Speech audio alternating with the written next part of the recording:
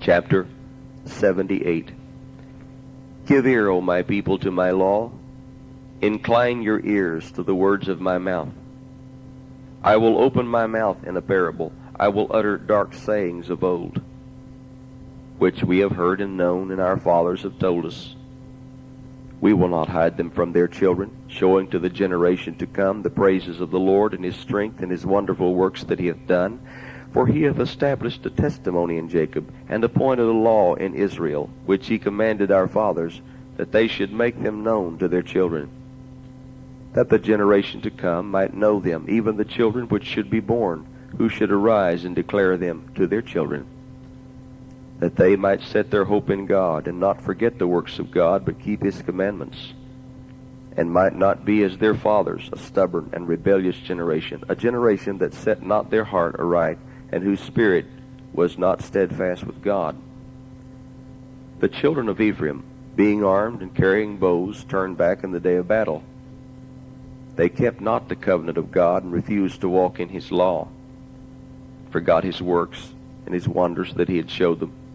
Marvelous things did he in the sight of their fathers in the land of Egypt, in the field of Zoan.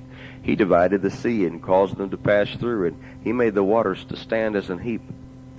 In the daytime also he led them with a cloud, and all the night with a light of fire.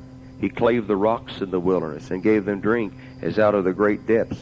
He brought streams also out of the rock, and caused waters to run down like rivers. And they sinned yet more against him, by provoking the Most High in the wilderness. And they tempted God in their heart, by asking meat for their lust. Yea, they spake against God. They said, Can God furnish a table in the wilderness?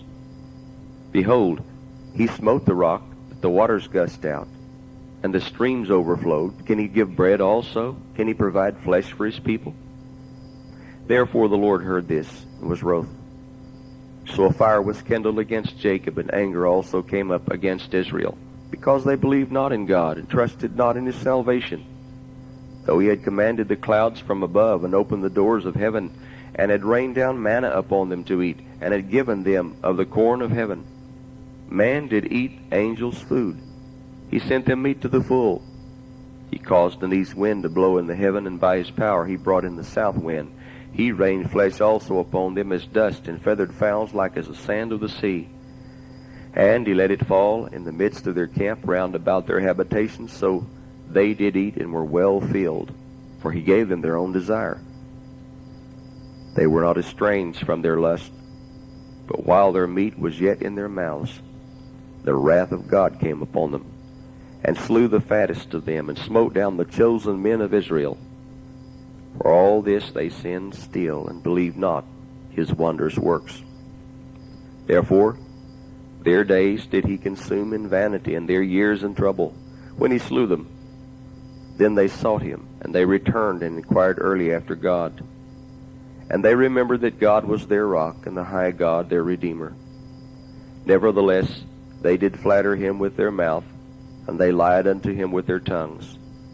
For their heart was not right with him, neither were they steadfast in his covenant. But he, being full of compassion, forgave their iniquity, and destroyed them not. Yea, many a time turned he his anger away, and did not stir up all his wrath. For he remembered that they were but flesh, a wind that passeth away, and cometh not again. How oft did they provoke him in the wilderness, and grieve him in the desert?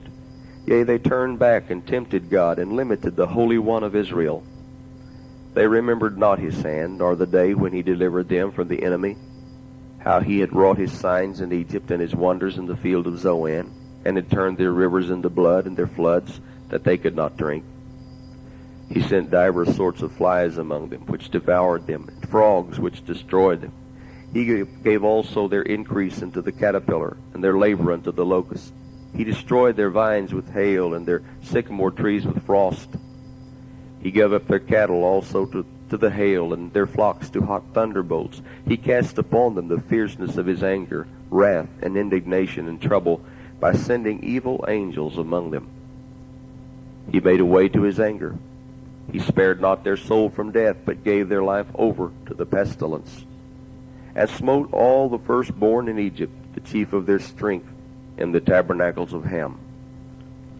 but made his own people to go forth like sheep, and guided them in the wilderness like a flock.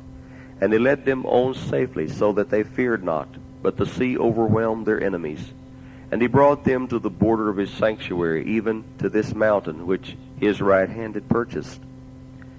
He cast out the heathen also before them, and divided them an inheritance by line, and made the tribes of Israel to dwell in their tents. Yet they tempted and provoked the Most High God, and kept not his testimonies, but turned back, and dealt unfaithfully like their fathers. They were turned aside like a deceitful bow. For they provoked him to anger with their high places, and moved him to jealousy with their graven images. When God heard this, he was wroth, and greatly abhorred Israel, so that he forsook the tabernacle of Shiloh, the tent which he placed among men, and delivered his strength into captivity, and his glory into the enemy's hand. He gave his people over also unto the sword, and was wroth with his inheritance. The fire consumed their young men, and their maidens were not given to marriage. Their priests fell by the sword, and their widows made no lamentation.